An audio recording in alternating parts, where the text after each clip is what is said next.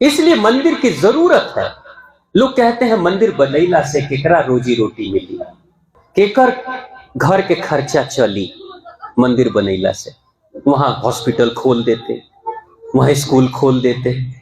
बोलते हैं ना, ये राम मंदिर को लेकर कितने लोग बोल रहे हैं कि भाई क्या जरूरत है ये सब करने की। दुनिया की सच्चाई, कड़वी सच्चाई मैं बता रहा हूं। जो लोग कहते हैं विद्यालय खोल दो, स्कूल खोल दो, हॉस्पिटल खोल दो, इलाज चलेगा। भारत का एक राज्य है जो सबसे ज्यादा शिक्षित राज्यों में उसकी गिनती होती है, यानी वहां के लोग, भारत के सबसे ज्यादा शिक्षित लोग हैं, वो राज्य कौन सा है? कौन सा? केरला। शिक्षा वहां की कितनी प्रतिशत है? लगभग 99.99% यानी 100% के आसपास शिक्षा है केरला की। यानी भारत में सबसे ज्यादा शिक्षित राज्य अगर कोई है तो वो कौन सा है? केरला। सुन के बड़ा अच्छा लगता है। अब दूसरी सच्चाई है, उस 100% की शिक्षा के पीछे जो दूसरा पहलू काम कर रहा है, गल्फ कंट्रीज यानी कि खाड़ी देशों की आतंकवादी गतिविधियां जो चलती हैं, आतंकवादी गतिविधियां जो पाकिस्तान में कई घटनाएं घट रही हैं, भारत में कई आतंकवादी घटनाओं को हम लोग झेल चुके हैं। दुनिया के देश में कई देशों ने, अमेरिका में आतंकवादी हमला हुआ था जिसमें ट्विंस टावर तोड़ा गया था। कितने लोग मारे गए आतंकवादी हमलाओं से? आपको मालूम है कि गल्फ कंट्रीज में यानी खाड़ी देशों में आतंकवादी संगठनों के साथ मिलने वाले, उनके साथ जुड़ने वाले, उनके साथ कार्य करने वाले भारत के सबसे ज्यादा युवा लड़के और लड़की कहां से गए हैं? केरला से। केरला जो राज्य सबसे ज्यादा शिक्षित है, उस राज्य के ही लड़के लड़कियां सबसे ज्यादा आतंकवादी संगठनों में जा रहे हैं। तो उस शिक्षा पे प्रश्न चिन्ह नहीं उठेगा क्या? ये कौन सी शिक्षा दे रहे हो? ये कौन सी शिक्षा तुम दे रहे हो कि पढ़ तो बहुत लिया और आतंकवादी बन गए? अपना दुश्मन, अपने समाज का दुश्मन, अपने माता पिता के लिए कलंक, अपने राष्ट्र के लिए कलंक बन गए। ये कौन सी शिक्षा? इसी शिक्षा के लिए कह रहे थे कि राम मंदिर के जगह पे विद्यालय खोल देना चाहिए। इसी शिक्षा के लिए। अरे अगर ऐसी शिक्षा देकर अगर आतंकवादी ही पैदा करना है तो बेहतर है बंद कर दो सारे विद्यालय। उससे तो अच्छा भारत का पुराना गुरुकुल, राजा हो या महाराजा हो, जिसके भी बेटे जाएंगे गुरुकुल में भीख मांगेंगे और भिक्षाटन करवाएंगे। श्री राम भी अगर गुरुकुल में जाएंगे, राजा दशरथ के चक्रवर्ती सम्राट के बेटे हैं, लेकिन ऋषि वशिष्ठ के आश्रम में जाएंगे तो भिक्षाटन करके लाएंगे। श्री कृष्ण भी अगर संदीपनी ऋषि के आश्रम में जाएंगे तो भिक्षाटन करके लाएंगे। राजा के बेटे हैं, भीख मांगने की जरूरत क्यों? नहीं, भारत का गुरुकुल कहता था तुम राजा के बेटे होगे, लेकिन गुरुकुल में आए हो तो तुम सामान्य इंसान हो। सामान्य इंसान के रूप में तुम्हें दिखाएंगे कि अन्न की कीमत कितनी होती है। जब भीख मांग कर लाओगे ना, अगर दिन भर कोई घूमता है चिलचिलाती धूप में, कड़ाके की ठंड में, और तब जाकर उसको कुछ अनाज मिलता है भीख के रूप में, तो उससे जो भोजन बनेगा, क्या भोजन करते हुए वो बालक या बालिका कभी एक भी दाने को बर्बाद करेगा? कर पाएगा क्या? खाने को फेंक पाएगा क्या?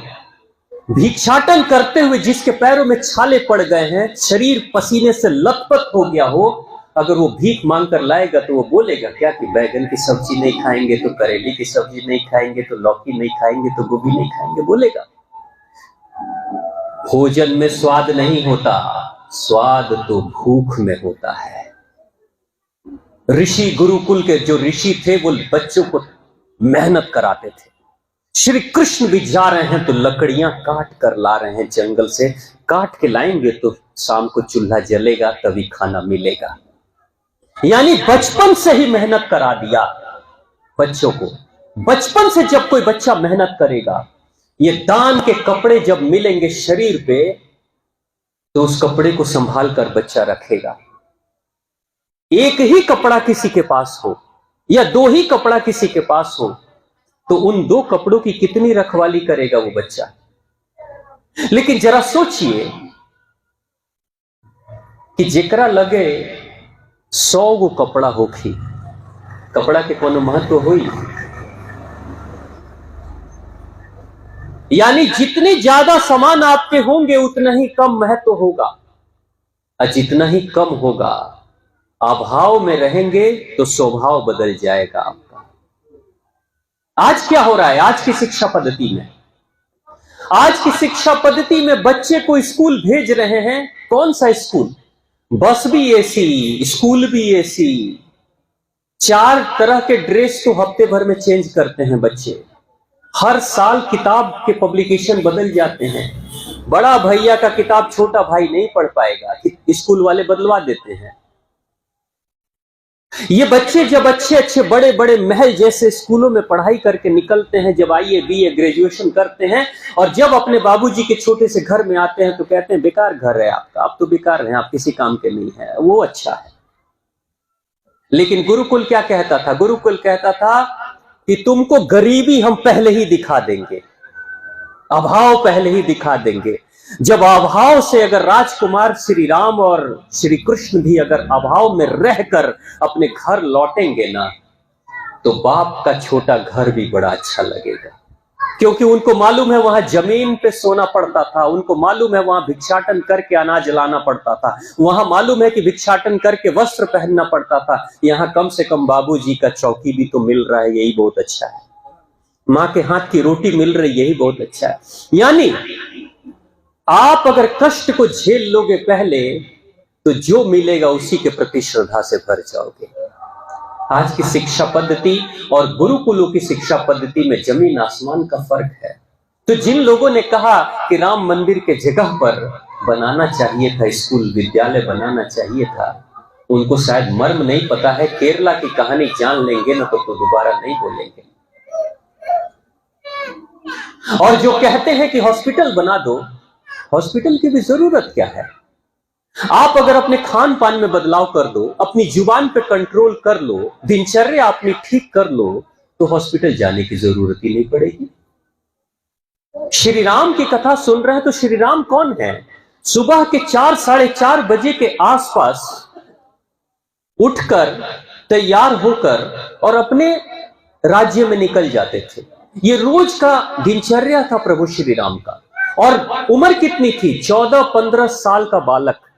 वो 14-15 साल के श्री राम जाते थे अपने राज्य में, उस अंधेरे में घूमते थे, लोगों के कॉलोनी में मोहल्ले में जाते थे, लोगों को मिलते थे, देखते थे, बातें करते थे, वेश बदल कर जाते थे, बताते नहीं थे कि राजा दशरथ का पुत्र हूं। क्यों? ताकि वो जब जाएंगे तो उनके राज्य में क्या अच्छा या क्या बुरा हो रहा है उसकी सूचना आकर पिताजी को देते थे। पिताजी की नींद खुलेगी उससे पहले श्री राम 14 साल का जो बालक है पूरे राज्य की खोज खबर लेकर चले आते थे। और पिताजी पूछते थे, बताओ बेटा राज्य की क्या हालत है, प्रजा की क्या हालत है? तो श्री राम बताते थे। यानी श्री राम कौन है? श्री राम वो हैं जो अपनी नींद हराम कर रहे हैं दूसरे की भलाई जानने के लिए, कल्याण जानने के लिए। अगर कोई रो रहा है, कहीं कोई दुखी है, कहीं कोई गरीबी में है, तो पिताजी को आकर चुपके से खबर कर देते थे, पिताजी उसके लिए मदद भिजवा देते थे। तो आप सोचिए श्री राम की जो प्रक्रिया है वो एक दिन की थोड़ी है। कोई कहेगा कि श्री राम को लोगों ने भगवान बना दिया, भगवान की तरफ पूजते हैं, उसकी प्रक्रिया की शुरुआत 14 साल की उम्र से हो गई है।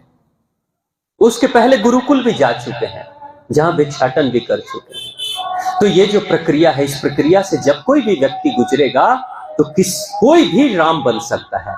तो सिर्फ राम की पूजा न करें, राम बनने की प्रक्रिया में अपने आप को झोंक दें, आगे बढ़ाएं। निश्चित तौर से कुछ न कुछ तो तराश कर आप बाहर निकले जाएंगे। तो प्रेम से बोलिए भगवान श्री राम की, मां आद्य भगवती की, सीता मैया की, और आप सभी की।